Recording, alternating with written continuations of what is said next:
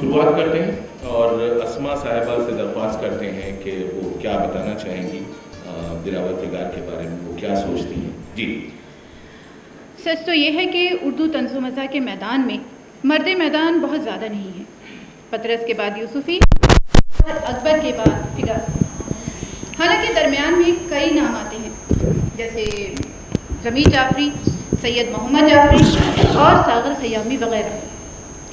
لیکن جو بات اکبر نے پیدا کی اور جو بات فگار نے دوبالا کی وہ اپنی مثال آپ ہے. حالانکہ یہ معاملہ دوسروں کیا ہے لیکن وہ بات نہیں ہے جو ان دونوں نے پیدا کی. تو فگار کے انداز میں اگر ہم بات کہیں مسکرا کر تھوڑے سے تبسم کے ساتھ تو ہم یہ کہیں گے کہ اکبر الہ آبادی روح اول تھے مزاحیہ شاعری کے اور فگار تھے. آپ بتائیے فگار کیا تھے، کیونکہ آپ ایکسپرٹ ہیں. داریش صاحب نے کہا کہ آپ بہت کچھ بول سکتے ہیں انسٹنٹلی. جی نہیں اگر اکبر الہ آبادی مہابلی اکبر تھے. جی ہاں بالکل، مزاحیہ شاعری کے مہابلی اکبر جنہوں نے مغل سلطنت کی بنیاد ڈالی. تو ہم کہہ سکتے ہیں کہ فگار جو ہیں وہ شاہجہاں تھے جنہوں نے اس بنیاد پہ بہت سے تاج محل بنائے اور بہت سے لال قلعے تعمیر کیے اور بہت سی جامع مسجدیں. جی جامع مسجدیں بھی انہیں نے تعمیر کی.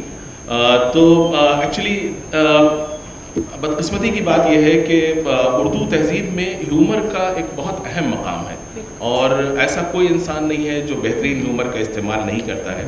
لیکن مزاحیہ شاعری پہ اتنی توجہ شاید نہیں دی گئی اور یہی وجہ ہے کہ جو اودھ پنچ کا دور تھا، اودھ پنچ کے دور میں بہترین مزاحیہ شاعری لکھنؤ میں ہو رہی تھی اور وہ شاید انگریزوں کے خلاف ایک پروٹیسٹ کا طریقہ تھا اور اس زمانے میں جو ماحول تھا اس کو جو ہے نشانہ بنایا جاتا تھا. لیکن بعد کے دور میں اکبر الہ آبادی اور اس کے بعد ایک لمبا گیپ ہے اور دلاور فگار اس کے بعد آتے ہیں. تو اس حساب سے ہم یہی کہہ سکتے ہیں کہ یہ دو اہم نام ہیں. اس کے علاوہ ضمیر جعفری، سید محمد جعفری، ایسے تو ابھی بھی بہت سے لوگ لکھ رہے ہیں.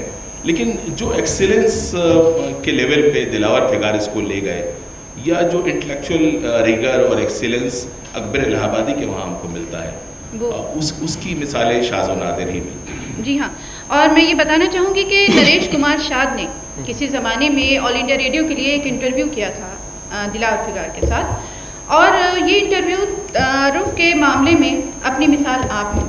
تو یہاں پیش کرتے ہیں اس انٹرویو کی ایک جھلک اور سوال کرنے والے ہیں نریش کمار شاد جو ادھر اور جی جواب دے رہے ہیں دلاور فگار صاحب. جی تھوڑی دیر کے لیے مجھے مان لیجیے، حالانکہ ان کے بال بہت خوبصورت تھے اور ابھی وہ یہاں پہ ہوتے تو بہت برا مان جاتے اور شاد کے اتنے خوبصورت نہیں تھے. جی جی شروع کیا تھا. جی جی جی جی. اے میرے دوست، اے رفیق من، کون سا شہر ہے آپ کا؟ ذرا سا مائک نیچے میں خط چل نہیں رہا. جی جی جی ہاں آپ جی اب اے میرے دوست، اے رفیق من، کون سا شہر ہے آپ کا وطن؟ ہے بدایوں میرا عزیز وطن، یہ ہمیشہ سے ہے میرا مسکن. یہ بھی معلوم ہے وہ سن کیا تھا آپ دنیا میں جب ہوئے پیدا؟ جی سن تھا 29، 20ویں تھی صدی، میں نے دنیا میں آنکھ جب کھولی. یہ بھی فرمائیے گا شاد نواز، جی شاعری کا کیا تھا کب آغاز؟ جی سن 42 میں بنا شاعر، سن 42 میں بنا شاعر اور جذبہ شوق ہو گیا ظاہر. یہ دلاور فگار ہے کیا شے، آپ کا نام یا تخلص ہے؟ ہے دلاور حسین میرا نام اور تخلص فگار بحر کلام. آپ کس طرح شعر کہتے ہیں؟ جس طرح آپ شعر کہتے ہیں. نامناسب ہے میری بات یہاں، زیر بحث آپ کی ہے ذات یہاں. جی آپ ہوتے اگر نہ طنز نگار، آپ کیا ہوتے پھر جناب فگار؟ نہیں ہوتا اگر میں طنز نگار، چور بنتا نہ کوئی ساہوکار. اب دیکھیے اس میں انہوں نے چور اور ساہوکار کو ایک ہی لیول پہ لے گئے ہیں. کہتے ہیں نہیں ہوتا اگر میں طنز نگار، چور بنتا نہ کوئی ساہوکار، صرف شاعر نہ میں اگر ہوتا کسی آفس میں آفیسر ہوتا. شاعری کے علاوہ خط کوئی، کیا سیاست سے بھی ہے ربط کوئی؟ میں سیاست سے دور رہتا ہوں، میں سیاست سے دور رہتا ہوں، میں الفت سے چور رہتا ہوں. خیر کہیے کہ شعر کہنے کا آپ کے سامنے ہے مقصد کیا؟ مقصدی شاعری کا قائل ہوں، مقصدی شاعری کا قائل ہوں، ادب نو کی سمت مائل ہوں. میری ہر نظم بالضرورت ہے میرا پیغام آدمیت ہے. خواہ ہندو ہو یا مسلمان ہو میری کوشش ہے لوگ انسان ہوں. آہ کو واہ میں سموتا ہوں دوسروں کو ہنسا کے روتا ہوں. واہ, دوسروں کو ہنسا کے روتا ہوں. ایک بات اور آپ سے پوچھوں. جی. دوسروں کو ہنسا کے رونا کیوں؟ جی. کیوں ہے پس منظر طرب تاریک؟ جی. کیا حقیقت میں آپ کے نزدیک طنز ہے آتش علم کا شرار اور ظرافت ہے غم کی پیداوار؟ واہ واہ, کیا سوال ہے صاحب.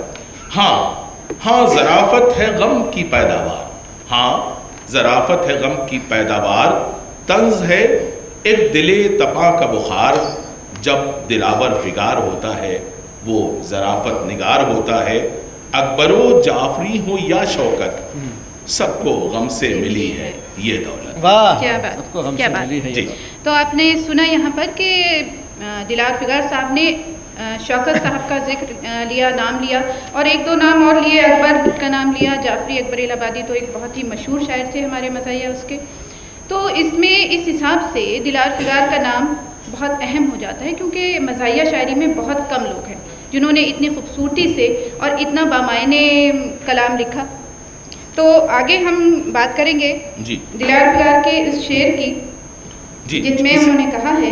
ہاں, کسی زمانے میں وہ سنجیدہ شاعری کر رہے تھے. جی.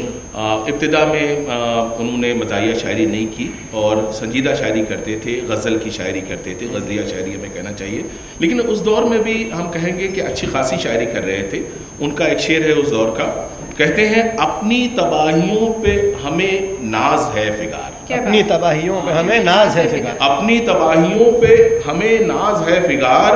اپنی تباہیوں کے بنائے ہوئے ہیں. واہ واہ واہ, اپنی تباہیوں اب دیکھیے عام طور سے تباہیاں بگاڑتی ہیں. جی. یہ آدمی ایسا ہے کہ اپنی تباہیوں پہ ناز کر رہا ہے اور کہہ رہا ہے کہ اپنی تباہیوں پہ ہمیں ناز ہے فگار. یہ مقطع کا شعر ہے. اور اپنی تباہیوں کے بنائے ہوئے ہیں ہم. یا ایک اور ان کا مقطع ہے, اس میں کہتے ہیں زباں پہ نالا نہیں, زباں پہ نالا نہیں, آنکھ اشک بار نہیں, فگار میرا تخلص ہے میں فگار میرا تخلص ہے میں فگار نہیں. اور ایک قطع بھی ہے جو مزاحیہ دور سے پہلے کی شاعری کا بڑا اچھا ہے, جو بہت اچھا لگتا ہے. وہ کہتے ہیں بھول کر ان کو خود پر ستم کرتے رہے. بھول کر ان کو خود پر ستم کرتے رہے. بھولنا نہیں چاہیے تھا. جی ہم بھول گئے تو ستم خود ہی ہوا نا, ان پہ ستم نہیں ہوا, مجھ پہ ستم, خود پہ ستم. بھول کر ان کو خود اپنے پر ستم کرتے رہے. کام تھا جو ان کے کرنے کا ہم کرتے رہے. صرف دو ہی صورتیں تھیں, ترک غم یا ضبط غم. صرف دو ہی صورتیں تھیں, ترک غم یا ضبط غم. ترک غم ممکن نہیں تھا, ضبط غم کرتے رہے. یہ بہت ضروری ہے ویسے یہ بات بتانا کہ بالکل پیور تغزل کی شاعری ہے. پیور تغزل کی شاعری. جی جی جی جی. لیکن کہتے ہیں کہ یہ جو منظر تھا ان کا, سنجیدہ شاعری اچانک ان کی رک گئی. اور اس کی وجہ یہ ہے, بہت سی وجوہات ہوتی ہیں, ابھی اسما صاحبہ بتائیں گی کہ ان کا جو سنجیدہ شاعری کا دور تھا وہ اچانک ڈسرپٹ ہو گیا, ابرپٹلی رک گیا. اور اس کی وجہ کیا تھی؟ اس کی وجہ یہ تھا ایک مشاعرہ ہوا شکیل بدایونی کے گھر پر ممبئی میں, ایک مشاعرہ ہوا. نہیں, اس سے پہلے ایک بات اور میں بتانا چاہوں گی کہ بدایوں کے ایک غزل گو شاعر تھے. جی. تو وہ اکثر خود تو شاعری کرتے نہیں تھے لیکن دلار فگار صاحب سے کچھ مزاحیہ کلام لکھوا کے لے جاتے تھے اور مشاعروں میں سنایا کرتے تھے. یہ اکثر شاعر ایسا کرتے ہیں. تو وہ صاحب جاتے تھے اور خوب ہوا لوٹ کر آتے تھے. تو جو ممبئی میں ایک بار مشاعرہ ہوا شکیل بدایونی کے زیر صدارت جانی واکر گھر سے, یعنی جانی واکر کے گھر پہ ایک مشاعرہ منعقد ہوا. اب اس مشاعرے میں اس وقت کے ممبئی کے سارے امپورٹنٹ لوگ موجود تھے. مینا کماری, دلیپ کمار, کمال امروہوی, ٹن ٹن, شکیل بدایونی خود صدر تھے, اور بہت زیادہ لوگ, آپ نام لیجئے ان کے, کوئی ایسا شخص نہیں ہوگا. کہا جاتا ہے کہ وہاں پہ راج کپور موجود تھے, شکیلہ بانو بھوپالی اس زمانے کی بہت مشہور قوالہ تھی, قوالی میں ان کا بڑا نام تھا, وہ تھی وہاں پہ. علی صدر جعفری تھے, مجروح سلطان پوری خود موجود تھے, ساحل لدھیانوی بھی تھے, اور اسد بھوپالی اور اختر الایمان, یعنی کہ پوری کہکشاں تھی جو جانی واکر کے گھر پہ موجود تھی. اور صدارت فرما رہے تھے شکیل بدایونی. جی بالکل. تو انہوں نے سوچا کہ ابتدا میں کیوں نہ کسی کمزور سے ہلکے سے شاعر سے ابتدا کروا دی جائے، بیکاز اتنے بڑے بڑے شاعر موجود ہیں. تو جیسا کہ اسما بتا رہی ہیں کہ انہوں نے جو بدایوں سے غزل گو شاعر صاحب آئے ہوئے تھے تو ان کو بلا لیا، اور انہوں نے جو پہلا مصرع پڑھا ان کا ترنم بہت اچھا تھا، ان کا ترنم بہت اچھا تھا. اور مجھے لگتا ہے کہ ان کو دیکھ کے میں اندازہ لگا سکتا ہوں کہ ان کا ترنم اچھا ہوگا. تو انہوں نے ترنم سے جو شعر پڑھا وہ لکھوایا ہوا شعر تھا، وہ اپنے نام سے پڑھ رہے تھے لیکن انہوں نے دلاور فگار سے لکھوایا تھا. تو اگر ترنم سے آپ عطا کریں آپ میرے خیال سے شروع کر دیں اس کا ایک پہلا مصرع، اور پھر میں کوشش کرتا ہوں. دیکھیے اگر میں نے ترنم سے شروع کر دیا تو یہ اچانک یہ حال خالی ہو جائے. ہوا ہے ابتدا. جی وہ شعر کچھ اس طرح سے تھا، مزاحیہ شعر ہے. کہتے ہیں کہ ہوا ہے ابتدائے عشق میں یوں دل خراب آدھا. ابتدائے عشق میں دل نہیں خراب ہونا چاہیے، شروع میں تو بڑا اچھا رہتا ہے معاملہ، لیکن وہ کہہ رہے ہیں ہوا ہے ابتدائے عشق میں یوں دل خراب آدھا کہ جیسے سیخ پر چڑھتے ہی جل جائے کباب آدھا. واہ واہ واہ. یعنی جیسے ہی آپ نے لگایا فوراً دل جو ہے دل کا کباب ہو گیا اور آدھا جل گیا. تو یہ مطلب ہی محفل میں وہ رنگ جمع، وہ واہ واہ شروع ہوئی کہ لوگوں کو مزہ آنا شروع ہو گیا. تو اس کے بعد دوسرا شعر دیکھیے ترنم سے پڑھنے کا حکم ہوا ہے تو نہیں مطلب یہ امتحان ہے، ہو سکتا ہے آپ اس میں پاس ہو جائیں. مجھے لگتا ہے فیل ہی ہوں گا. بہرحال کہ مجھے شک ہے میرے محبوب کی ایک آنکھ غائب ہے. مجھے شک ہے میرے محبوب کی ایک آنکھ غائب ہے کہ وہ جب بھی الٹتا ہے نقاب آدھا، کہ وہ جب بھی الٹتا ہے نقاب آدھا. جن لوگوں کی عادت ہے غور سے برقعے دیکھنے کی ٹھیک ہے، وہ سمجھ سکتے ہیں کہ یہ ایک ریفلیکس ایکشن ہے عورتوں کا کہ برقع پہن رکھا ہے، اب نقاب اگر الٹنی بھی ہے تو کون پوری الٹے. تو تھوڑا سا انہیں نے ایک آنکھ دکھا دی. ہم پی بھی گئے. ہاں کبھی یہ کسی کے تصور میں بھی آ سکتا تھا کہ صاحب جو عورتیں جو ہے ایک آنکھ سے دیکھ رہی ہیں وہ ضرور ان کی ایک ہی آنکھ ہوگی. تو کتنا اچھا شعر ہے کہ مجھے شک ہے کہ میرے محبوب کی ایک آنکھ غائب ہے کہ وہ جب بھی پلٹتا ہے نقاب آدھا. اور کیا امیجری ہے صاحب، کیا امیجری ہے صاحب. اس کے بعد دیکھیے کہ اس زمانے میں کیا ہوتا تھا کہ حج کرنے کے لیے ممبئی جانا پڑتا تھا، بیکاز وہاں سے ایک جہاز حاجیوں کو لے کے جاتا تھا. آج کل تو آپ دلی سے، حیدرآباد سے، بنگلور سے، کہیں سے بھی آپ ڈائریکٹ لے سکتے ہیں. تو یہ کہتے ہیں بئی امید ہم ایام حج میں ممبئی آئے. بئی امید یعنی اس امید سے ہم ایام حج میں ممبئی آئے کہ مل جائے قیامت میں ہمیں حج کا ثواب آدھا. جی. اور اس کے بعد ایک شعر دانش صاحب سنائیں گے، وہ مینا کماری کو بے تحاشا پسند آیا. جی. اور مینا کماری کو یہ شعر کیوں پسند آیا کہ اس زمانے میں ان کے تعلقات شوہر نامدار سے خراب چل رہے تھے، اور اس شعر میں اس کا کچھ ریفلیکشن ہے. شعر ہے سنا ہے نصف بہتر بھی کہا جاتا ہے بیگم کو. نصف بہتر، بیٹر ہاف. واہ واہ. اور یہ سنا کیا ہے، کہا ہی جاتا ہے. سنا ہے نصف بہتر بھی کہا جاتا ہے بیگم کو، تو کیا اس کا یہ مطلب ہے کہ شوہر ہے خراب آدھا. دانش بھائی آپ سے کہا تھا کہ آپ اپنی آپ بیتی نہیں سنائیں گے. جی. تو کیا اس کا یہ مطلب ہے کہ شوہر ہے خراب؟ نہیں، پورا بھی ہو سکتا ہے، آدھا نہیں پورا بھی ہو سکتا ہے. جی. اچھا. اور اس کے بعد ایک شعر راج کپور صاحب کو بے تحاشا اور بہت پسند آیا جی. اور وہ شعر تھا جو مطلب کی عبارت تھی اسے پنجوں سے کھس ڈالا، کبوتر لے کر آیا ہے میرے خط کا جواب آدھا. واہ واہ واہ واہ واہ. آپ دیکھیے یہ جو فلم والے ہیں یہ کبوتروں سے بڑے انسپائرڈ ہیں. اور آپ نے وہ گانا سنا ہے کبوتر جا جا جا. کبوتر جا جا جا، وہ خط لے کے جا اور چٹھی لے کے. آپ کے زمانے میں ہوتا تھا؟ جی ابھی بھی ہوتا ہے ویسے. تو جو مطلب کی عبارت تھی اسے پنجوں سے کھس ڈالا، کبوتر لے کے آیا ہے میرے خط کا جواب آدھا. کیا بات ہے، کیا بات ہے. تو صاحب یہ غزل جو ہے جب انہوں نے پڑھی غزل گو شاعر صاحب نے تو مشاعرہ لوٹ لیا. ابتدا میں ہی مشاعرے کی انتہا کا ماحول ہو گیا. اور شکیل بدایونی صاحب جو ہیں بڑے اچھے شاعر تھے, تو ان کو لگا, سمجھدار انسان اور جہادیدہ آدمی تھے, انہیں لگا کہ یہ انسان اتنی اچھی غزل کیسے کہہ سکتا ہے. تو اس کے بعد کیا ہوا بتائیے؟ انہیں پلائی. اس کے بعد انہوں نے مطلب شوق تھا شاعروں کو, کیا آج کل سبھی کو شوق ہوتا ہے ایک چیز کا جس سے پی کے انسان بہت سرور میں آ جاتا ہے. تو شکیل صاحب کو لگا کہ اتنا خوبصورت کلام یہ شاعر نہیں کہہ سکتا. تو انہوں نے بہانے سے پوچھا کہ اصلاح کس سے لیتے ہو؟ تب بھی وہ قابو میں نہیں آئے شاعر صاحب. تو پھر انہوں نے ان کے شوق کو استعمال کیا اور انہیں قابو میں کر کے معلوم کیا کہ یہ جو شاعر یہ کلام پڑھ رہے تھے وہ ایک صاحب ہے بدایوں میں, دلاور فگار صاحب, وہ لکھتے. تو انہوں نے چھوٹی سی جگہ تھی بدایوں, معلوم کیا بھائی دلاور فگار کون ہے, انہیں ڈھونڈ کر لاؤ. تو دلاور فگار معلوم ہوا ان کے اپنے ہی استاد تھے جو بدایوں کالج میں پڑھاتے تھے, شاکر حسین صاحب, ان کے بیٹے دلاور حسین صاحب تھے جو دلاور فگار کے تخلص سے لکھا کرتے تھے. تو انہوں نے دلاور فگار کو پھر ایک خط لکھا, لمبا چوڑا خط لکھا کہ تم اتنا خوبصورت لکھتے ہو, تمہیں خدا نے اپنی اتنی بڑی نعمت سے نوازا ہے, مزاحیہ کلام لکھتے ہو, تو اس کو یوں ضائع مت کرو. اور اگر تم اچھی طرح سے لکھو گے اور ممبئی آؤ گے تو تم اکبر کے ثانی بن سکتے ہو, یعنی اکبر کے دوسرے وہ بن سکتے ہو, جانشین بن سکتے ہو.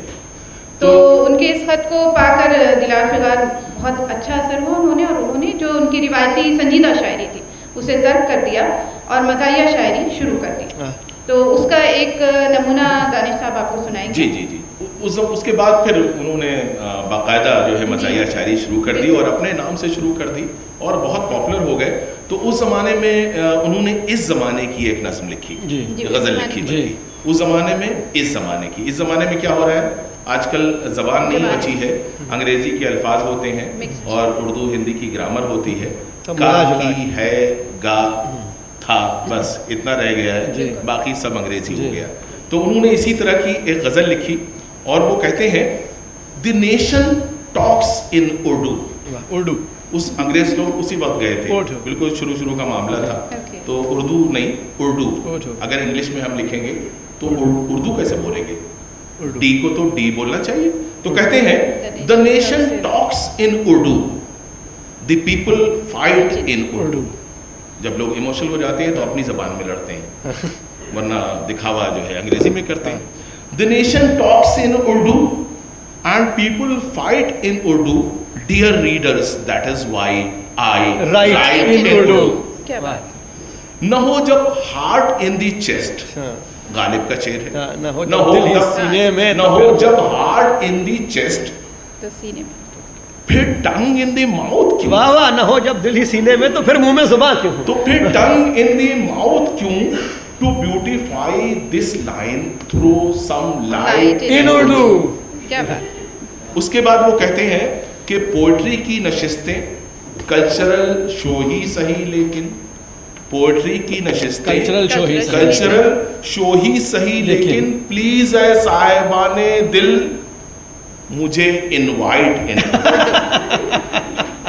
باقی سب انگریزی میں ہونے دو, کم سے کم جیسے آج کل کیا ہو گیا ہے کہ شادی جو ہے کم سے کم شادی کا کارڈ تو اردو میں ہوتا ہے, اور باقی اردو تو کوئی زیادہ بچی نہیں ہے. اس کے بعد کہتے ہیں میری نظموں کا ایک والیوم ہے پبلشڈ اردو میں, therefore I would like a copyright in Urdu.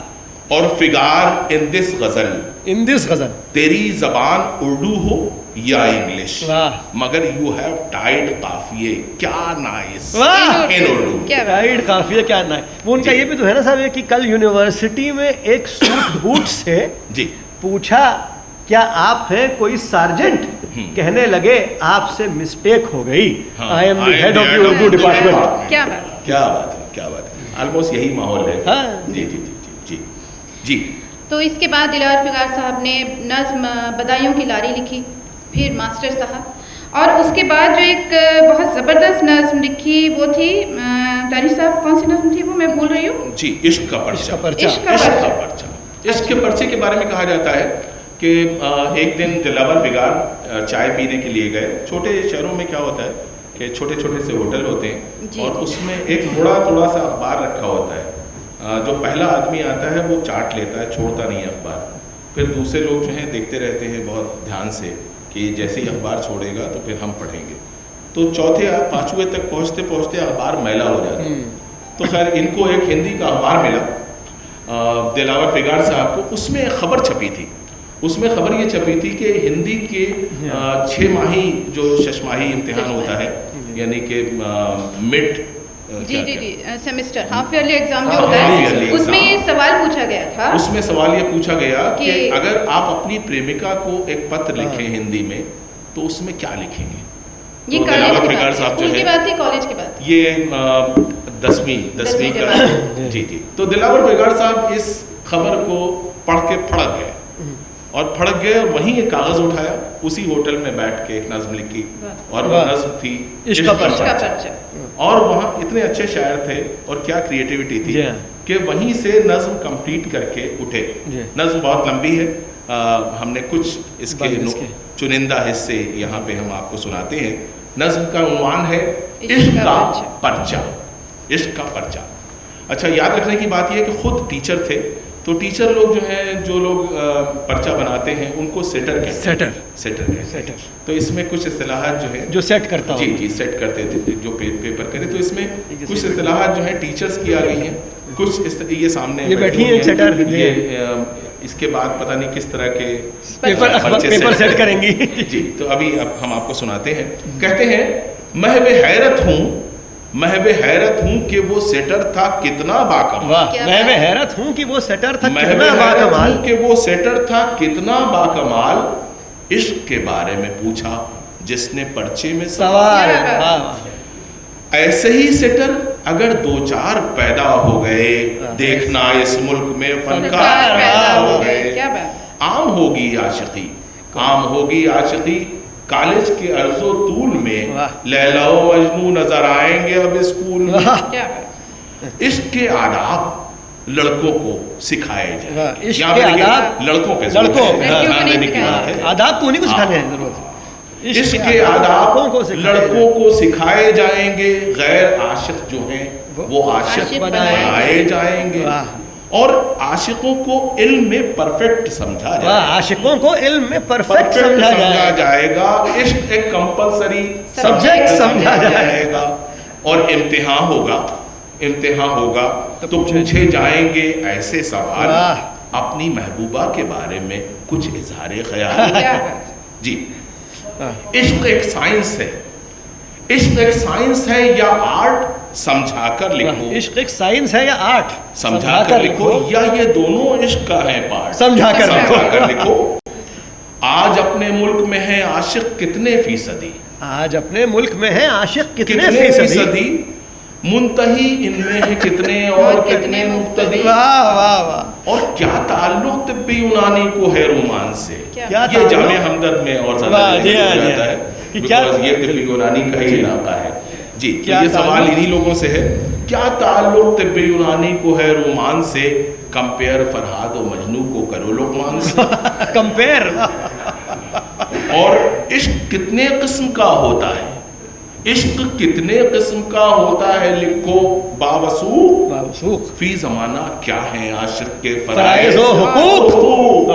جی, اور اس کے بعد آپ دیکھیں شعر کتنا اچھا ہے. غزل کا شعر ہے. کہتے ہیں سر کو کیا نسبت ہے سنگے آستانے یار. واہ, سر کو کیا نسبت ہے سنگے آستانے یار سے. تم نے سر پھوڑا کبھی معشوق کی دیوار سے. تم نے سر پھوڑا کبھی معشوق کی دیوار سے. اور گرم نالے عرش پر جاتے ہیں کس رفتار سے. گرم نالے, یہ فزکس کا سوال ہے. فزکس کا ہے, مطلب لائٹ اور ساؤنڈ اور سپیڈ. تو پوچھتے ہیں گرم نالے عرش پر جاتے ہیں کس رفتار سے. جی, کیا سکون ملتا ہے دل کو آہ شعلہ بار سے. اپنے اندازے سے طول شام تنہائی بتاؤ. انہیں معلوم ہے کہ بچہ ہے, اس کو کیا معلوم کہ شام تنہائی کتنی لمبی ہوتی ہے. اپنے اندازے سے طول شام تنہائی بتاؤ. صرف تخمیناً شب ہجراں کی لمبائی بتاؤ. اور اس کے بعد کا جو سوال ہے وہ دیکھیے جغرافی کا ہے. کہتے ہیں انڈیا کا ایک نقشہ اپنی کاپی میں بناؤ اور اس میں حدود کوچہ جانا دکھاؤ. انڈیا کا ایک نقشہ اپنی کاپی میں بناؤ اور اس پہ پھر اس میں حدود کوچہ جانا لال رنگ سے مارک ہاں نہیں لال رنگ سے دکھائیں کہ کوچہ جانا کہاں کہاں. لال ضروری ہے. آپ کو اتنا ڈیٹیل میں کیسے پتا؟ جی انہوں نے دکھایا تھا نا. جی اس کے بعد کہتے ہیں وصل کی درخواست پر کس کی سفارش چاہیے اور عشق کے پودے کو کتنے انچ بارش چاہیے. یہ ایگریکلچر کا سوال. اور اپنی محبوبہ کو ایک درخواست انگلش میں لکھو. ابھی تک تو ہندی کی بات ہو رہی تھی. اپنی محبوبہ کو ایک درخواست انگلش میں لکھو اور اس سے یہ پوچھو جواب آرزو یس ہے یا نو. یس ہے کہ نو. کون سے آلے سے دیکھیں. اسٹیتھوسکوپ کون سے آلے اس سے ہم دیکھتے ہیں کہ دل دھڑک رہا ہے کہ نہیں یا تھرمامیٹر. تو سوال ہے کون سے آلے سے دیکھیں حسن جانا نہ لکھو. حسن کی مقدار جو ناپے وہ پیمانہ لکھو. اور اس کے بعد کا جو سوال ہے اس کا تو جواب ہی نہیں ہے. کہتے ہیں کہ مادر لیلا نے تو لیلا نابیہ ہی قیس کو. تم اگر لیلا کی ماں ہوتے تو کیا کرتے ہیں لکھو. مادر لیلا نے تو لیلا نابیہ ہی قیس کو. تم اگر لیلا کی ماں ہوتے تو کیا کرتے لکھو. اس کے بعد کا سوال میتھمیٹکس کا ہے. کہتے ہیں ایک عاشق 3 دن میں چلتا ہے 19 میل. ایک عاشق 3 دن میں چلتا ہے 19 میل. 3 عاشق کتنے دن میں جائیں گے 38 میل. بس اس کا جواب کیا ہے؟ یہ اگر یہ معلوم ہوتا تو پاس نہیں ہو جاتے. اس کے بعد آخری جو لائن ہے وہ ہے آپ کر سکتے ہیں ان میں سے کوئی 12 سوال. آپ کر سکتے ہیں ان میں سے کوئی 12 سوال. بدخطی کے 5 نمبر ہیں رہے. تو پہلی مرتبہ ممتحن نے پہلی مرتبہ کسی ایگزامنر نے ہمیشہ ہوتا ہے کہ آپ کی اگر رائٹنگ اچھی ہے تو 5 نمبر دیے جائیں گے. یہاں پہلی مرتبہ بدخطی کے 5 نمبر تھے. تو یہ تھا صاحب پرچہ, عشق کا پرچہ. اور جی یہ ان کی مجھے بہت زیادہ یہ نظم پسند تھی اسٹوڈنٹ ڈیز سے. آئی ایم سو ہیپی کہ یہ آپ کو پسند آئی. ہاں جو چیزیں آپ کے دل کے قریب ہوتی ہیں تو ہمیشہ یاد بھی رہتی ہیں. تو یہ دانش صاحب کے دل کے قریب تھی اس لیے ان کو ازبر ہے ابھی تک. اور اس کے بعد انہوں نے لکھی ایک نظم لکھی جی غالب کو برا کیوں کہو. تو شاعر اعظم کے بعد انہوں نے نظم لکھی تھی اور اس میں ان کا جو ادبی ذوق ہے وہ بہت اچھی طرح سے ابھر کر سامنے آیا ہے. تو یہ نظم بھی آپ جی دیکھیے اس غالب کو برا کیوں کہو. غالب کو کہتے ہیں کہ غالب کا کلام اتنا مشکل تھا اور اتنا اعلیٰ پائے کا تھا. اس مقام پہ تھے غالب کے عام آدمی سمجھ نہیں سکتا تھا. تو مولانا حالی اگر نہ ہوتے تو غالب کو سمجھنا مشکل تھا. تو مولانا حالی نے ان کے جو کلام کے محاسن ہیں وہ سامنے لائے اور اس کے بعد لوگوں نے پسند کرنا شروع کیا. تو یہ جو نظم ہے یہ ابھی سیف آپ کو سنائیں گے کہ غالب کو برا کیوں کہو. غالب کی جب بہت زیادہ تعریف کی جاتی ہے تو آج کے دور کے بھی اور اس دور کے بھی بہت سے شاعروں کو یہ گرا گزرتا ہے تو اس نظم میں ایک آرگومنٹ ہے. ایک آدمی ہے جو غالب کو سمجھ نہیں پا رہا ہے کہ ان کی اتنی پذیرائی کیوں ہے اور دلاور فگار سے وہ کچھ شکایت کرتا ہے کہ غالب ہی کیوں. دلاور فگار جواب دیتے ہیں. تو یہ جو جواب ہے یہ بہت کلاس کا ہے, بہت کلاس کا ہے اور یہ بہت پروفیسرانہ ہے, بہت ناقدانہ ہے اور بہت حالیانہ ہے. جی مولانا حالی نے بھی اتنی اچھی نظم جو ہے اور اتنے مختصر الفاظ میں غالب کی جو تعریف کی ہے.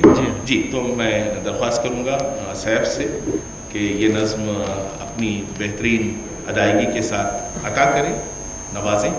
اور اس میں خاص بات یہ ہے کہ جو سوال ہے جو اس کے جو آدمی ان سے پوچھ رہا ہے وہ تو صاحب بہت ہی مزاحیہ قسم کے ہیں اور جواب جو ہے وہ نہایت سیریس اور بڑا اسکالرلی قسم کا جواب ہے.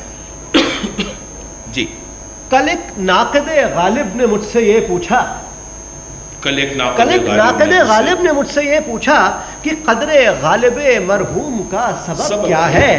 مجھے بتاؤ کہ دیوان حضرت غالب کلام پاک ہے انجیل ہے کہ گیتا ہے؟ کیا بات ہے، کیا بات سنا ہے شہر کراچی میں بھی ایک صاحب ہے، کلام ان کا بھی غالب سے ملتا جلتا ہے، تو پھر یہ غالب مرحوم ہی کی برسی کیوں؟ مجھے بتاؤ کہ ان میں خصوصیت کیا ہے؟ نہ ذوق کا ہے کہیں تذکرہ، نہ مومن کا، نہ ذکر میر کہیں ہے، نہ یوم سودا ہے۔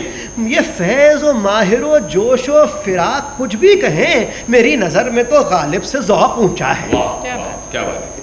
مجھے تو میر تقی میر سے ہے ایک لگاؤ، مجھے تو میر تقی میر سے ہے ایک لگاؤ کہ میر کچھ بھی ہو شاعری تو کرتا ہے۔ اور یہ رنگ لائی ہے غالب کی پارٹی بندی کہ آج سارے جہاں میں اسی کا چرچا ہے۔ اور یہ روس والے جو غالب پہ جان دیتے ہیں، روس والے دیکھیے رشیا میں غالب کا بہت زبردست ترجمہ بھی ہوا ہے، اور ان کو بہت ڈپارٹمنٹس ہیں غالب پہ، غالبیات کے۔ یہ روس والے جو غالب پہ جان دیتے ہیں، میرے خیال میں اس میں بھی کوئی گھملا ہے۔ کیا بات ہے۔ اور یہ کہاں کے ایسے بڑے آرٹسٹ تھے غالب، کہاں کے ایسے بڑے آرٹسٹ تھے غالب، یہ چند اہل ادب کا پروپیگنڈا ہے۔ اور انا نے مار دیا ورنہ شاعر اچھا تھا، انا نے مار دیا ورنہ شاعر اچھا تھا۔ نتیجہ یہ کہ جو ہونا تھا اس کا آدھا ہے۔ اور لکھی ہے ایک غزل کی ردیف ہونے تک، لکھی ہے ایک غزل کی ردیف ہونے تک، کوئی بتائے کہ کیا یہ بھی سہو املا ہے؟ سہو املا ہے۔ اور کبھی ہے غالب کبھی ہے محو حسینوں سے، غالب کا شعر ہے نا کہ صاحب غالب کے 2 شعر سن لیجیے آپ، اس کے بعد میں یہ بند جو ہے عطا کروں گا کہ دھول دھپا اس سراپا ناز کا شیوا نہ تھا، اس سراپا ناز کا شیوا نہ تھا، ہم ہی کر بیٹھے تھے غالب چیرہ دستی ایک دن۔ یہ ایک شعر ہے۔ اور دوسرا شعر ہے غالب کا تو لیتا سوتے میں اس کے پاؤں کا بوسا، لیکن ایسی باتوں سے وہ کافر بدگماں ہو جائے۔ یہ 2 شعر ہیں۔ اب آپ ذرا بند ملاحظہ فرمائیے دلاور فگار کا کہ کبھی ہے محض حسینوں سے دھول دھپے میں، کبھی ہے محض حسینوں سے دھول دھپے میں، کبھی کسی کا وہ سوتے میں بوسہ لیتا ہے۔ جو کہہ رہے ہیں کہ غالب ہے فلسفی شاعر، مجھے بتائیں کہ بوسے میں فلسفہ کیا ہے؟ مجھے بتائیں کہ بوسے میں فلسفہ کیا ہے؟ جہاں رقم کی توقع ہوئی قصیدہ جہاں، تم ہی کہو کہ یہ معیار شاعری کیا ہے؟ معیار شاعری کیا ہے؟ سنا یہ ہے کہ وہ صوفی بھی تھا ولی بھی تھا، اب اس کے بعد تو پیغمبری کا درجہ ہے۔ بڑی جو بات تو پھر میں نے اس کو سمجھا۔ جی اب یہاں سے جواب شروع ہوتا ہے دلاور فگار کا۔ ابھی تک سارے الزامات تھے، اب دیکھیے جواب کیا پائے کا جواب ہے۔ جی بڑی جو بات تو پھر میں نے اس کو سمجھایا، ادب میں حضرت غالب کا مرتبہ کیا ہے، بتایا اس کو کہ وہ زندگی کا ہے شاعر، بہت قریب سے دنیا کو اس نے دیکھا ہے، عجب تضاد کی حامل ہے شخصیت اس کی، عجیب شخص ہے، برباد ہو کے ہنستا ہے۔ کیا بات ہے، برباد ہو کے جو اس کو روکنا چاہو تو اور تیز بہے، جو اس کو روکنا چاہو تو اور تیز بہے، عجیب موجے رواں ہیں، عجیب دریا ہے، چپک رہا ہے بدن پر لہو سے پیراہن، چپک رہا ہے بدن پر لہو سے پیراہن، رفو کی اس کو ضرورت کوئی اور نہ پرواہ ہے، وہ لکھ رہا ہے حکایات خون چکان جنون، وہ لکھ رہا ہے حکایات خون چکان جنون، جبھی تو اس کے قلم سے لہو ٹپکتا ہے، لہو ٹپکتا۔ اب بس ایک لفظ کے پردے میں داستاں کہنا، یہ فکر و بس فن، ایک لفظ کے پردے میں داستاں کہنا، یہ فکر و فن کی بلندی اسی کا حصہ ہے۔ نہ کیوں ہو آج وہ مشہور پوری دنیا میں کہ اس کی فکر کا موضوع پوری دنیا ہے، پہنچ گیا ہے وہ اس منزل تفکر پر، پہنچ گیا ہے وہ اس منزل تفکر پر جہاں دماغ بھی دل کی طرح دھڑکتا ہے۔ واہ واہ، یہ کیا بات ہے۔ اس کے بعد جیسا کہ اسما نے آپ کو بتایا کہ انہوں نے شروع کے دور میں بدایوں کی لاری ایک نظم لکھی۔ آپ جانتے ہیں بدایوں جو ہے یوپی کا ایک چھوٹا سا شہر ہے، اور چھوٹا سا شہر لیکن بہت پڑھے لکھے اور بہت ہی ادیب اور قابل لوگ وہاں سے نکلے ہیں۔ شکیل بدایونی جیسے ایک بہت بڑی مثال ہے وہاں کی، اور کہا جاتا ہے کہ اپنے امیر خسرو ان کا خاندان بھی وہیں سے آیا تھا۔ تو بدایوں کے پاس شہر ہے بریلی، تو اس نظم میں بدایوں بھی ہے اور بریلی بھی ہے۔ کہتے ہیں بدایوں کی لاری، اور لاری کا مطلب بس، اور اس نظم کو سن کے آپ کو اپنے علاقے کی بھی بس یاد آ جائے گی، اور اس زمانے میں 1950 کے آس پاس کیا ماحول ہوتا تھا، یہی ماحول آج بھی ہے بہت سی جگہوں پہ. کہتے ہیں گھر آنے کو جب مل نہ سکی کوئی سواری، گھر آنے کو جب مل نہ سکی کوئی سواری، سوچا کہ چلو چل کے پکڑ لے کوئی لاری، سوچا کہ چلو چل کے پکڑ لے کوئی لاری. اب اس کے بعد دیکھیے کردار نگاری، دیکھیے کہ دنیا میں کچھ لوگ ہوتے ہیں وہ کس طرح کے ہوتے ہیں. تو جو اس کا کنڈکٹر تھا اس کے بارے میں کہتے ہیں کہ اپنے سے بھی ناراض پسنجر سے بھی برہم، آمادہ پیکار تھا کنڈکٹر اعظم، آمادہ پیکار تھا کنڈکٹر اعظم. اس سوچ میں تھا بس کو چلائے نہ چلائے، اس سوچ میں تھا بس کو چلائے نہ چلائے، ڈر تھا کہیں رستے میں دھرا ٹوٹ نہ جائے. دھرا وہ ایکسل ہوتا ہے، وہ جہاں پہ زیادہ گڈھے آتے ہیں تو وہ نکل جاتا ہے اور پھر بس آگے نہیں بڑھ سکتی. یہ دلی میں رہتے ہوئے یہ لطف آپ کو زندگی کا نہیں ملا، یہ ہم لوگوں نے یہ دھرا دیکھا ہے، ابھی بھی دیکھتے ہیں. ہاں، تو ڈر تھا کہ رستے میں دھرا ٹوٹ نہ جائے. اس کے بعد آپ دیکھیے کہتے ہیں جب چڑھ گئی ہر ایک سواری پہ سواری، کیا بات، جب چڑھ گئی ہر ایک سواری پہ سواری، جب چڑھ گئی ہر ایک سواری پہ سواری، اس وقت بریلی سے روانہ ہوئی لاری، اس وقت بریلی سے روانہ ہوئی لاری. اللہ رے وہ لاری کی اٹھلاتی ہوئی چال، میکے سے دلہن چلنے لگی جانب میکے سے دلہن چلنے لگی جانب سسرال. رستے میں ہر افتاد و مصیبت کا تھا امکان، رستے میں ہر افتاد و مصیبت کا تھا امکان. لاری ہی پہ لکھا تھا اللہ نگہباں، بالکل آگے لکھا ہوا تھا، جیسے حاضر من فضل ربی لکھا ہوتا ہے اللہ نگہباں، لیکن انہی نے لکھ رکھا تھا اللہ نگہباں. اور کہتے ہیں کہ سیدھی عدم آباد کو جاتی تھی یہ لاری. سیدھی عدم آباد کا مطلب وہ دوسری دنیا. یہ دنیا جو ہے زندگی کی دنیا ہے، وہ دنیا عدم ہے. کہتے ہیں سیدھی عدم آباد کو جاتی تھی یہ لاری، مخلوق کو خالق سے ملاتی تھی یہ لاری. ملتا تھا ٹکٹ بس میں شہیدوں کے جہاں کا، ملتا تھا ٹکٹ بس میں شہیدوں کے جہاں کا. دنیا سے گزرنا سفر ایسا ہے کہاں، دنیا سے گزرنا سفر ایسا ہے کہاں کا. اس غم میں کہ مل جائے کوئی اور سواری، اس غم میں کہ مل جائے کوئی اور سواری، ہر گورے غریباں پہ ٹھٹک جاتی، رک جاتی، ٹھہر جاتی تھی لاری. آپ دیکھیے کیا امیجنیشن ہے. ذرا سا چلا جیسے ہی کوئی قبر نظر آئی رک گئی، کیونکہ شاید مردے ابھی نکل کے آئیں گے، اس میں بیٹھیں گے. اس کا جو سب ٹیکسٹ ہے اس شعر کا، اٹ از بیوٹیفل. اس غم میں کہ مل جائے کوئی اور سواری، ہر گورے غریباں پہ ٹھہر جاتی تھی لاری. اور عام طور سے دیکھیے ہر بس میں ایک منظر یہ ضرور ہوتا ہے کہ کوئی نہ کوئی کسی کھڑکی کے پاس ایسا بیٹھا ہوتا ہے جس کی وجہ سے پوری بس میں رونق آ جاتی. آپ سمجھ رہے ہیں محمود صاحب؟ جی، پوری بس میں رونق آ جاتی تھی. ٹھیک ہے، ابھی بھی میں ایسی کئی بسوں میں سوار رہا ہوں. جی شاید اسی لیے بس میں سوار. اب اس منظر کو کس طرح سے بیان کیا ہے وہ دیکھتے ہیں. کہتے ہیں کھڑکی سے لگی بیٹھی تھی ایک شوخ نگارہ. واہ، کھڑکی سے لگی بیٹھی تھی ایک شوخ نگارہ، اور کھڑکی پہ لکھا تھا بس تیرا سہارا، بس تیرا سہارا. ایک دیو، آپ سمجھ رہے ہیں، ایک دیو ہے قوی جثہ بھی موجود تھے ہم میں، اور قارون کا خزانہ لیے بیٹھے تھے شکم میں. وہ خود کو ہماری ہی طرف پیل رہے تھے اور ہم جرم شرافت کی سزا جیل رہے تھے. جیسے ہی دیو کا ذکر ہوا کنور رنجیت چوہان صاحب داخل. جی. اس کے بعد کہتے ہیں آگے جو بڑے ہم تو ملی راہ سفر بند، آگے جو بڑے ہم تو ملی راہ سفر بند. لاری تھی حوالات مسافر تھے نظر بند، مسافر تھے نظر بند. اور رستے میں جو کچھ زور کے جھٹکے لگے دو تین، رستے میں جو کچھ زور کے جھٹکے لگے دو تین، کچھ لوگ جو کمزور تھے پڑھنے لگے یاسین.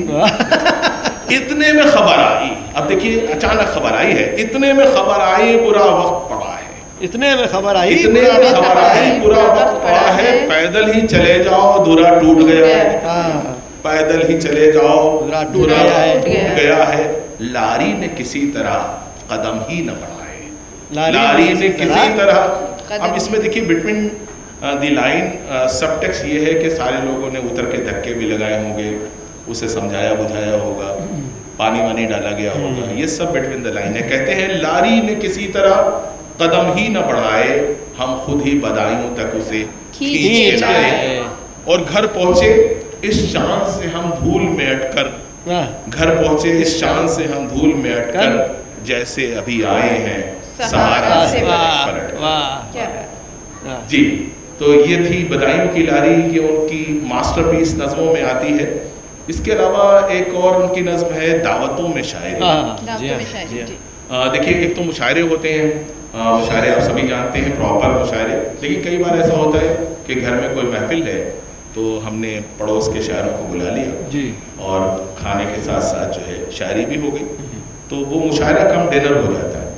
تو ان کی ایک نظم ہے کہ دعوتوں میں شاعری, دعوتوں میں شاعری. فیض جی یہ ہو چکا ہے پچھلے ہفتے آپ کے گھر پہ. ہاں جی جی جی جی جی جی جی دعوتوں میں شاعری, ایک تیرے آنے سے پہلے ایک تیرے جانے کے بعد. جی جی دعوتوں میں شاعری اب ہو گئی ہے رسم عام, دعوتوں میں شاعری اب ہو گئی ہے رسم عام, دعوتوں میں شاعری اب ہو گئی ہے رسم عام, یوں بھی لیا جاتا ہے شاعر سے انتقام, یوں بھی لیا جاتا ہے شاعر سے انتقام. پہلے کھانا اس کو کھلواتے ہیں بھوکے کی طرح, پہلے کھانا اس کو کھلواتے ہیں بھوکے کی طرح, پھر اسے استعمال کرتے ہیں میٹھے کی طرح. اور سنیے ایک صاحب کا قصہ جو بڑے فنکار تھے, جو بڑے فنکار ہیں. سنیے ایک صاحب کا قصہ جو بڑے فنکار تھے, ہاں مگر تھوڑے سے دعوت خور دنیا دار تھے.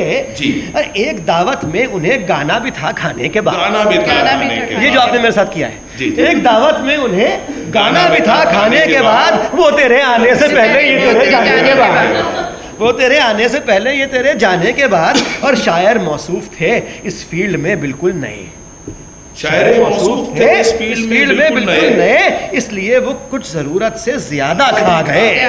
قورمہ اسٹو پسندہ کوفتہ شامی کباب, کیا بات ہے, قورمہ اسٹو پسندہ کوفتہ شامی کباب, جانے کیا کیا کھا گئے یہ شاعر خانہ خراب. کیا بات ہے, کیا بات, جانے کیا کیا کھا گئے یہ شاعر میدا خراب, کھانا خراب سے اچھا میدا خراب. اور کچھ نہ پوچھو اس عمل سے ان کو کیا حاصل ہوا, کچھ نہ پوچھو اس عمل سے ان کو کیا حاصل ہوا, ان کے ماضی سے جدا ان کا مستقبل, ان کے ماضی سے, ان کے ماضی سے جدا ان کا مستقبل ہوا.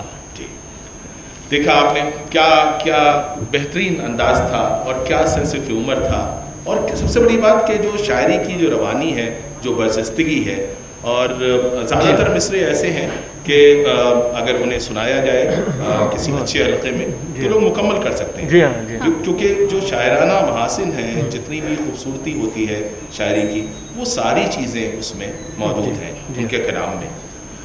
ایک اور انہیں نے ایسے لوگ جو ہیں, کیا ہوتا ہے کہ وہ کسی چیز سے بھی انسپائر ہو جاتے ہیں, تو عام طور سے دلاور فگار صاحب اخبار سے انسپائر ہو جایا کرتے تھے. جیسے اخبار میں کوئی خبر پڑھی اور فوراً لکھ دیا, جیسے ابھی عشق کا پرچہ. تو ایک دن انہوں نے اخبار میں پڑھا کہ ایک آدمی نے ایک گدھے کا مرڈر کر دیا, مطلب کسی بات پہ اسے گدھے پہ غصہ آ گیا اور گدھے کا اس نے قتل کر دیا. تو فوراً انہوں نے ایک نظم لکھ دی, اور اس نظم کا عنوان ہے گدھے کا قتل. گدھے کا قتل. بارہ بنکی سے ملی ہے یہ المناک خبر, بارہ بنکی سے ملی ہے یہ المناک خبر, ایک انسان نے کیا ایک گدھے کا, ایک انسان نے کیا ایک گدھے کا مرڈر, ہائے یہ قتل کہ جس میں کوئی ملزم نہ وکیل, ہائے یہ قتل کہ جس میں کوئی ملزم نہ وکیل, نہ عدالت نہ وکالت نہ ضمانت نہ اپیل, نہ عدالت نہ وکالت نہ ضمانت نہ اپیل. خر بھی اب جنگ کو تیار نظر آتے ہیں, خر بھی اب گدھے بھی, خر بھی اب جنگ کو تیار نظر آتے ہیں, عالمی جنگ کے آثار نظر آتے ہیں. اس سے پہلے اس سے پہلے کہ بھڑک اٹھے گدھوں کے جذبات، اس سے پہلے کہ بھڑک اٹھے گدھوں کے جذبات، خرے مقتول کے بارے میں ہو تحقیقات. آج کل تو ویسے کافی گدھوں کے جذبات بھڑکے ہوئے ہیں، لیکن تحقیقات نہیں ہو پا رہی ہیں. اب تحقیقات میں وہ کیا چاہتے ہیں کہ کیا معلوم کیا جائے. پوچھتے ہیں یہ گدھا کون تھا جو جس کا مرڈر ہوا ہے، اس کے بارے میں معلوم کرنے کی ضرورت ہے. کہتے ہیں بلکہ پوچھتے ہیں یہ گدھا کون تھا، کس ملک کا باشندہ تھا. یہ گدھا کون تھا، کس ملک کا باشندہ تھا، کیا کسی خاص جماعت کا نمائندہ. جی ہاں، واہ واہ واہ. بحر تقریر کبھی اس نے زباں کھولی تھی، بحر تقریر کبھی اس نے زباں کھولی تھی، اور کھولی تھی تو اردو تو نہیں بولی تھی. واہ واہ واہ واہ. اور کھولی تھی تو اردو تو نہیں بولی تھی. واہ واہ واہ واہ واہ. یہ انف ریزن ہے قتل کا. کافی ہے. آپ ذرا سنبھل کے اردو بولا کریں. جی جی جی، بیکاز آپ جی. اس کے بعد پوچھتے ہیں کہیں یہ قتل سیاست کا نتیجہ تو نہیں، کہیں یہ قتل سیاست کا نتیجہ تو نہیں، مرنے والا کسی لیڈر کا بھتیجا تو نہیں، مرنے والا کسی لیڈر کا بھتیجا تو نہیں، کہیں اس قتل کے پیچھے کوئی سازش تو نہیں، کہیں یہ قتل بھی کمیونسٹوں کی نوازش تو نہیں. اس زمانے میں کمیونسٹوں کا بہت زور تھا. بیچاروں کو کون پوچھ رہا ہے. اس زمانے میں تو تھا نا صاحب، اس زمانے میں تو تھا نا صاحب جب سے معلوم ہوا ہے کہ خدا سنی ہے، شیعہ تیزی سے کمیونسٹ ہوئے جاتے ہیں. کیا بات ہے. جی اس کے بعد پوچھتے ہیں کہیں بیمار غم دل تو نہیں تھا یہ گدھا، کہیں بیمار غم دل تو نہیں تھا یہ گدھا، کہیں خود اپنا ہی قاتل تو نہیں تھا یہ گدھا. مجھ کو ڈر ہے کہ یہ گدھا حق کا پرستار نہ ہو، ذوق کے دور میں غالب کا طرفدار نہ ہو. اگر ایسا ہے تو اس قتل پہ افسوس ہی کیا، اگر ایسا ہے تو اس افسوس ہی کیا، مرنے والا بھی گدھا، مرنے والا بھی گدھا. مرنے والا بھی گدھا. ہاں مگر غم ہے تو اس کا کہ جواں تھے موصوف. ہاں مگر غم ہے تو اس کا کہ جواں تھے موصوف. صرف ایک خر ہی نہیں، صرف ایک خر ہی نہیں، فخر خراں تھے موصوف. ایک حیوان جو ہم سب میں بڑا تھا نہ رہا. اب دیکھیں حیوان جو ہم سب سے بڑا تھا، یہ بات کہنا یہ صرف وہی کہہ سکتے تھے. کہتے ہیں ایک حیوان، اس میں آپ دیکھیے بٹوین دا لائن انہوں نے کیا بات کہی ہے. ایک حیوان جو ہم سب سے بڑا تھا نہ رہا، شہر میں ایک ہی معقول گدھا تھا، ایک ہی معقول گدھا تھا نہ رہا. آؤ اس ظلم پہ کچھ دیر کو اب پچھتائیں، 2 منٹ کے لیے خاموش ہو جائے. 2 منٹ کے خاموش کھڑے. جی تو یہ نظم تھی ایک گدھے کا قتل. اور منظرنامہ کے بارے میں منظرنامہ جی تو ایک منظرنامہ بھی انہوں نے لکھا تھا. سیف بتائیں گے اس کے بارے میں شاید. نہیں منظرنامہ تو صاحب دیکھیے آپ ہی سنا. اچھا چلیے دیکھیے منظرنامہ یہ ہے کہ آنکھوں سے ابھی تک ہم نے جو آپ کو نظمیں سنائی، جو متفرق اشعار سنائے، وہ تو دیکھیے آؤٹ آف کانٹیکسٹ شعر تھے اور سنا دیے. منظرنامے کا مطلب یہ ہے کہ ایک اسکرین پلے ہے جسے شوٹ کیا جائے گا. تو انہوں نے ایک پورا اسکرین پلے لکھا، اور اسکرین پلے یہ ہے کہ ایک شاعر صاحب ہیں اور وہ اپنے استاد کے پاس جاتے ہیں اور ان سے کلام لکھواتے ہیں. تو اچانک استاد کے پاس ایک دن پہنچے اور کہا کہ میرے دوست جو اچھے میاں ہیں ان کی شادی ہو رہی ہے اور ان کا سہرا لے دیجیے، اور شادی کل ہے اور آج لے دیجیے. اچھا جو استاد تھے بیچارے بڑے اداس سے بیٹھے تھے کیونکہ ان کے اپنے دوست کا انتقال ہو گیا تھا. بہت دکھی تھے اور مرثیہ لکھ رہے تھے. تو آپ جانتے ہیں کہ مرثیہ جو ہے غم میں لکھا جاتا ہے اور شادی کے موقع پہ سہرا لکھا جاتا ہے. تو استاد کیا کرتے ہیں، آپ نے جان بوجھ کے یہ نہیں کہا کہ صحرا خوشی کے لیے کے موقع پہ لکھا جاتا ہے. جی اب دیکھیے کچھ راز جی. تو سچویشن یہ ہے کہ استاد جو ہے دکھی ہیں اور وہ مرثیہ لکھ رہے ہیں، اور شاگرد جو ہیں وہ انسسٹ کر رہے ہیں استاد کو کہ سہرا لکھ دیجیے. اچھا استاد جو ہے شاگرد سے تنگ آ چکے ہیں ایک سبق بھی دینا چاہتے ہیں اور وہ چاہتے ہیں کہ اس کا دماغ ہمیشہ کے لیے ٹھیک ہو جائے. تو وہ کیا کرتے ہیں کہ ایک مصرع سیرے کا لکھ دیتے ہیں اور دوسرا اس میں مرثیے کا لکھ دیتے ہیں. تو اس کے بعد کیا ڈیزاسٹر ہوتا ہے وہ آپ دیکھیے.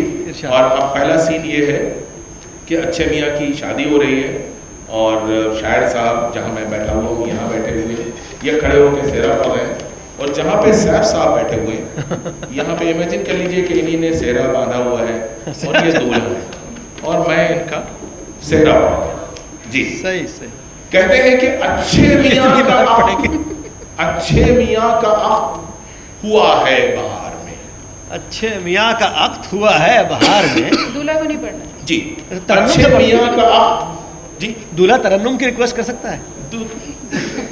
ایکچولی عام طور سے یہ ترنم سے پڑھے جاتے ہیں لیکن میں نے کہا کہ دیکھیے یوں ہی آڈینس بہت کم ہے اور ترنم کے بعد ایک بھی نہیں بچے گے یہاں پہ تو کیا ہوگا. ایک شعر تو پڑھ. جی. اچھے میاں کا عقد ہوا ہے بہار میں کہہ دو کسی سے پھول بچھا دے بازار میں.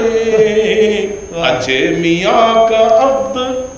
تو اچھے میاں کا عقد ہوا ہے بہار میں. یہ کس کا شعر ہے؟ سیرے کا شعر.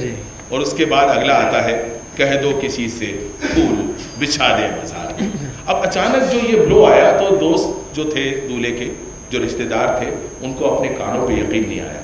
انہیں سوچا شاید کچھ غلطی ہو گئی یہ دیار ویار پڑھ رہے ہوں گے انہوں نے مزار پڑھ دیا. اور اس کے بعد اگلا شعر دیکھیے کہتے ہیں روئے ہنسی پہ سہرے سے کیسی بہار ہے. روئے ہنسی پہ سہرے سے کیسی بہار ہے اے موت آ بھی جا کے تیرا انتظار ہے. روئے ہنسی پہ سہرے سے کیسی بہار ہے اے موت آ بھی جا کہ تیرا انتظار ہے. دولہا دلہن شریف گھرانے میں ہے. واہ. دولہا دلہن شریف گھرانے میں ہے پلے لائی حیات غزال یہ چلی چلے. اور اس کے بعد نوشاہ کو عروس یعنی دلہن نوشاہ کو عروس بڑی ذی ہنر ملی. کیا بات. نوشاہ کو عروس بڑی ذی ہنر ملی مرحوم کو حیات بڑی مختصر. اور بنی کے ساتھ بننا ہمیشہ بنا رہے. بنی کے ساتھ بننا ہمیشہ بنا رہے. یہ کیا رہیں گے جب نہ رسول خدا رہے. اور نوشاہ کو عروج وہ رب جلیل دے اور اس کے وارثین کو صبر جمیل دے. اس کے بعد جو ہے کیا ہوا ہوگا آپ سمجھ سکتے ہیں. پوری بارات جو ہے وہ شاعر صاحب کو مارنے کے لیے ٹوٹ پڑے اور شاعر صاحب وہاں سے بھاگے اور انہوں نے کہا کہ آج کے دور میں اب علم و ہنر کی اور شاعری اور ادب کی کوئی قدر نہیں بچی ہے کچھ نہیں جانتے. جی. تو چلیے یہ ان کی ایک ویژول نظم تھی. ایک اور ان کی ویژول نظم ہے اور وہ ہے کہ ایک ماسٹر صاحب کلاس میں جاتے ہیں اور ماسٹر صاحب کلاس میں جاتے ہیں تو مان لیجئے کہ میں ماسٹر صاحب ہوں اور یہ لوگ اسٹوڈنٹ ہیں. یہ تو دیکھیے میں تو ہوں خیر ان کی جو معصومیت ہے چہرے پہ اس سے تو ہمیشہ لگتا ہے کہ ابھی کافی کچھ سیکھنا اور روز کچھ سیکھتے رہتے ہیں. تو ایک وہ آپ کو کلاس پہ وہ یاد ہے نا تو میں پڑھ دوں پہلے اس سے پھر آپ کلاس میں چلیے گا کہ ہم 12ویں یہ بھی دلاور فکار صاحب کا ان کی ایک مہارت صاحب یہ بھی تھی کہ کوئی پرانا فلمی گانا جو ہے اس کا ایک مصرع لیا اور پھر باقی 3 مصرے جو ہیں اپنے کہہ کے وہ قطع بنا دیا اور پھر جو گانا ہے جو آخری مصرع ہے وہ اس کو اسی ٹیون میں پڑھا بھی کرتے تھے گایا بھی کرتے تھے. کہ ہم 12ویں کلاس کے جب اسٹوڈنٹ تھے ہم 12ویں کلاس کے جب اسٹوڈنٹ تھے ایک روز پیریڈ تھا کسی لیکچرار کا گھنٹہ تھا ایک روز کسی لیکچرار کا وہ نوٹس بولتے تھے اور ایک طالبہ مگر ایک طالبہ افسانہ لکھ رہی تھی دل بے قرار کا. یہ بھی ایک صاحب تھی. کیا بات ہے. تو چلیے ایک ایسی کلاس ہے اور ٹیچر آتے ہیں اور کہتے ہیں کہ آج اردو نظم کا گھنٹہ ہے. آج اردو نظم کا گھنٹہ ہے. بچے کہتے ہیں جی ہاں نظم کا. اب بچے کہیں گے میں پھر سے پڑھ رہا ہوں. آج اردو نظم کا گھنٹہ ہے جی ہاں نظم کا. مسئلے اور شہر ہے آج عنوان نظم کا. مسئلے اور شہر ہے آج عنوان نظم کا. جی اس کے بعد ٹیچر کہتے ہیں مسئلہ کیا ہوتا ہے عبد الولی خان تم بتاؤ، مسئلہ کیا ہوتا ہے عبد الولی خان تم بتاؤ، اور مسئلہ جس میں استعمال ہو وہ جملہ بناؤ۔ مسئلہ سر مسئلہ آپ کو معلوم ہے اس شہر کا ہر مسئلہ، کوئی بیوی مسئلہ ہے، کوئی شوہر مسئلہ، یہ مؤنث مسئلہ ہے، وہ مذکر مسئلہ۔ کیا بات ہے، کیا بات ہے۔ ٹیچر کو معلوم ہے کہ جو اسٹوڈنٹ ہے وہ بدو بنا رہا ہے، تو وہ کہتے ہیں طفل نادا تیری معلومات کچھ گہری نہیں، طفل نادا تیری معلومات کچھ گہری نہیں، عالمی ہے شوہروں کا مسئلہ شہری نہیں، عالمی ہے شوہروں کا مسئلہ شہری نہیں۔ مسئلہ کیا ہوتا ہے اطرت اللہ خان تم بتاؤ، مسئلہ کیا ہوتا ہے اطرت اللہ خان تم بتاؤ، دانت گندے ہیں تمہارے کلی کر کے آؤ۔ تم کو منجن بھی نہیں ملتا، تم کو منجن بھی نہیں ملتا جو کر لیتے برش۔ اب اطرت اللہ کہتے ہیں سر کئی دن ہو گئے پانی کے نلکے پہ ہے رش، دانت گندے رہ گئے حالانکہ منجن بھی ملا۔ اس کے بعد سارے بچے مل کے کہتے ہیں مسئلہ سر مسئلہ سر مسئلہ۔ اس کے بعد ٹیچر پوچھتے ہیں رحمت اللہ تم بتاؤ کر کے لائے ہوم ورک، رحمت اللہ تم بتاؤ کر کے لائے ہوم ورک، کام کرنے کا ارادہ تم نے کر دیا ہے ترک۔ رحمت اللہ کہتے ہیں کام تو کرتا مگر سر رات بجلی بند تھی، تیرگی میں ہو کسی کا ہاتھ بجلی بند تھی، کل تو بجلی کی جگہ گھر میں ہمارا دل جلا۔ مسئلہ سر مسئلہ۔ قدرت اللہ دستخط کروا کے لائے کارڈ پر۔ عام طور سے ٹیچر جو ہیں جب کسی کی بری پرفارمنس ہائی لائٹ کر لیتے ہیں تو کہتے ہیں جاؤ اپنے باپ سے دستخط کروا کے لاؤ، اور بچہ کروا کے نہیں لاتا ہے کیونکہ کروانے جائے گا تو پٹائی ہوگی۔ تو قدرت اللہ بہت دن سے نہیں کرا کے لا رہا تھا دستخط، تو پوچھ رہے ہیں قدرت اللہ دستخط کروا کے لائے کارڈ پر۔